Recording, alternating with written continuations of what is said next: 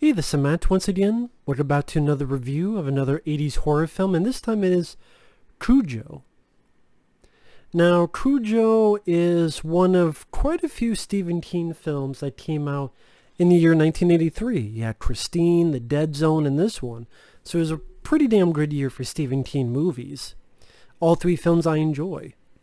Now, Cujo is directed by Lewis Teague, which one of the reasons he got the job was because Stephen King was a fan of Alligator, as am I. Alligator is a great movie with Robert Forster, which I reviewed when I started this 80s horror marathon. And this film is effective in its simplicity. The story, very simple. You have a mom and her son. They go to this place to get their car repaired. And this dog, who earlier in the film had been bitten by a rabid bat, it has become rabid. And this rabid Saint Bernard is trying to get into this car. And the mom and the son can't get out. So they're dealing with heat, lack of water, as well as this murderous psycho dog, psycho Saint Bernard, because of it being rabid. And it does that really well. It's an intense movie. It's a well-acted film, especially Dee Wallace. Dee Wallace, I think I would say this is her best performance. I mean, there are other films with her in it I like more, like Critters, but this is easily her best performance that I've seen. And the build-up of the film, they don't pay her character to be this Snow White, perfect lady. In fact, she is cheating on her husband with this other guy. So this is a mother and wife who's cheating on her husband. But then, she does end it, but, she did do that. So there's that part of you thinking, is this God's or whatever's punishment for her for cheating on her husband in the first place? But maybe I'm looking too much into that. Is that what Stephen King was saying when he wrote it? If you cheat on your husbands, you don't get raped by a dog. Or close to it. But I mean, I thought the build-up was fine because the actors do their jobs well. I liked the guy who played the father. I think it's David Hugh Kelly. And then Danny Pintauro, who played the little boy, the son. I mean, his crying got a little bit on my nerves, but I can't really blame him because of the situation. This is one of those times it was getting on my nerves. Actually got on Dee Wallace's character's nerves too, whereas even she's like, shut up. But you understood because of the situation, so I can't really say that's a flaw or anything. And the dog attacks are... this is a shitty cover, by the way. This is a dumb cover, but... I like the original cover better, where it's like I think it's like a fence and a paw print. It's more simple, but... just better. I was seeing if they had it. No, they don't. But the dog attack sequences are very vicious looking. And that's the thing, if you don't make a movie about a killer dog, you gotta make the dog itself look vicious. That's one of the things, like, you compare this to a film like Dogs, which is a 70s movie about killer dogs. That film fails because the acting isn't that great, and the dogs don't seem vicious at all. It's like, really? These motherfuckers is scary? But this Saint Bernard, with how big and powerful it looks, and the way they filmed, Lewis Teague and the crew filmed the attacks, with it, look like it's trying to scratch into the windshield, and the dog looking muddy and bloody, and it just looks intimidating. And then with how they shot it, where it looks like the dog's trying to smash through the windshield and the glass, the windows, like its head is ramming into the door of the car. the point where the dog attacks Dee Wallace's character and actually gets into her and bites her leg, and she able to get it out. You buy it. You buy a hook, line, and sinker. It didn't look fake. It didn't look phony. It didn't look silly or foolish. And again, you have the Dee Wallace that she's having this affair. So again, she's not a perfect character. Look at that. SJWs today. You just have a character who's not perfect, but she's still likable. I still like the character. Still not something that's like, oh, she deserves... No, she doesn't deserve it. She ended it. She felt bad. She's not perfect. And, trying to do anything she can to save her son. Great performance. Like when she's like, I'm losing my baby. And she's got to figure out what to do next. Or getting a baseball bat and even breaks the bat on that asshole dog. And I thought Lewis Teague did a nice job shooting it. Like there's a sequence after attacking the car where it's like a 360 inside the car was going like by Dee Wallace, and then the kid crying, and almost as if it's this whirlwind of emotions, and what are they going to do next? There's some good looking shots, like fairly early on after the dog's been bit, one of the dog's owners, another kid, he'd go into like this fog, really neat, good looking fog, and sees the dog, and he calls out to Cujo, and you think Cujo's going to attack the kid, but it's like one of his last remnants of reality before it goes rabid, and recognizes the kid and walks off, even though the kid's calling out for Cujo, his dog.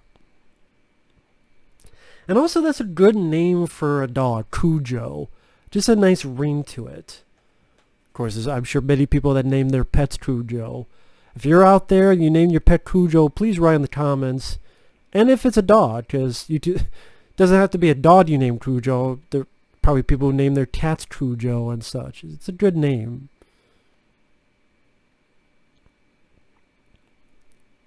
And I know that in the novel, the kid died, and I thought they made the right choice of changing that. For what I understand, Stephen King himself was mad at himself for not changing it in his novel. And I know this is one of the few films Stephen King actually likes. He does not... I know he'll praise like every fucking film nowadays that has his name on it. Any new one.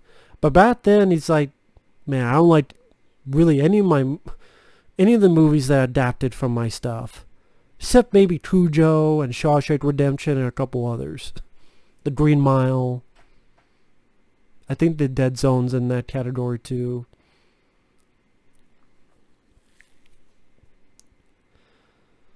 But yeah, a lot of moments like when Dee Wallace wakes up and then immediately looks and the dog's right there on the window staring at her. Like I said, it's a movie that is effective in its simplicity. How do you make a movie about two people trapped in a car and a dog's outside that won't let them out? These are the ways. Make the dog look vicious. They do. With the kind of dog being St. Bernard and being bloody and muddy, and how they make it look like it's attacking from all sides and making it look vicious in the attacks. Having put into the fact that it killed two people before it got to our main characters. So, there's a dog that means business. The ending, changing it from the novel, having her save the kid so that, there's a bit of, you want to call it redemption or a bit of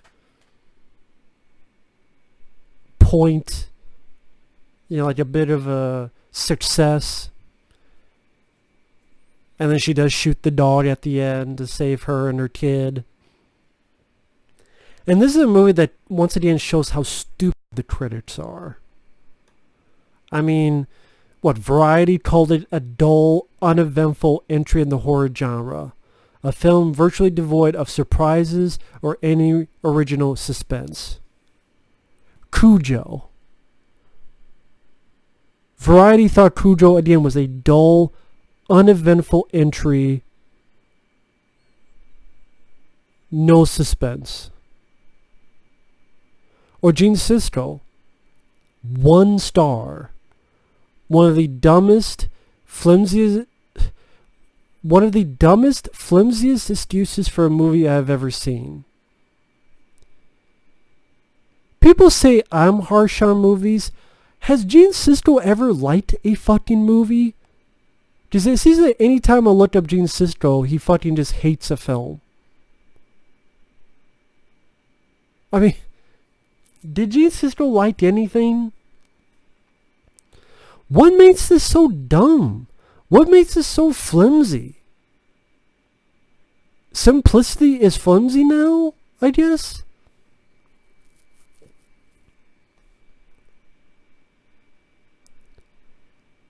Again, what makes this so dumb? What is so dumb about a dog that's rabid killing you, trying to kill you, and a mom and little kid trapped in a car? What is so dumb about that? And then Roger Ebert called it dreadful. Yeah, coming from the same two that liked Speed 2 Cruise Control. Yeah, like Speed 2 wasn't a dumb, flimsy excuse for a movie. The fucking film's called Speed, yet you're on cruise. Yeah, there's nothing dumb about Speed 2, which Siskel and Ebert gave 2 thumbs up. You give Speed 2 Cruise Control 2 fucking thumbs up. Fucking Roger Ebert gave a thumb up to Cop and a Half. But yeah, this is dreadful. Yeah, fuck. Yeah, this is what it is. It shows that critics are full of shit. But Cujo, I mean, it did well when it came out. It definitely has the respect it deserves because many people consider it one of the better or one of the best Stephen King adaptations. I'm not sure how the Blu-ray is. I'm guessing. Well, you let me know. Does it just have the same features as the Lionsgate DVD? Was this Lionsgate? Yeah, Lionsgate DVD. This is from the 25th anniversary. Which, I mean, is a making of 3-part, which they got like Danny Pintauro and Dee Wallace and Lewis Teague to talk about the film, which is nice. But yeah, Cujo definitely deserves the praise that the fans have given it, despite the critics. And yeah, I would say it's the best film involving a killer dog. Because of all the killer dog films, this is the one that showed the dog attacks at like the most vicious like intensity to it. Not saying gore, I'm saying intensity. Visceralness.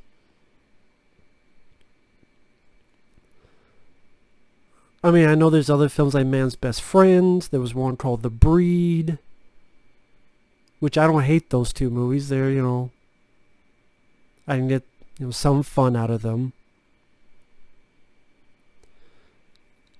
Then you have lesser ones like Dogs, which is pretty crummy, which I have over there on DVD.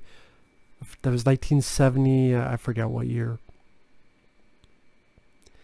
What was the last movie about a killer dog, now that I think about it? I don't know, they don't really make... When was the last movie about a killer dog? I wonder with this new Stephen King kit if they're going to remake Cujo one day. Because they did It. They did Pet Sematary. Thought they were doing another one. I can't remember what. I can't remember what, but... So, I would not be surprised if one day it's announced that they're doing another adaptation of Cujo. Again, just would not be surprised. But it doesn't need it because this film still works. But thanks for watching. Take care, and we will see you in another video later.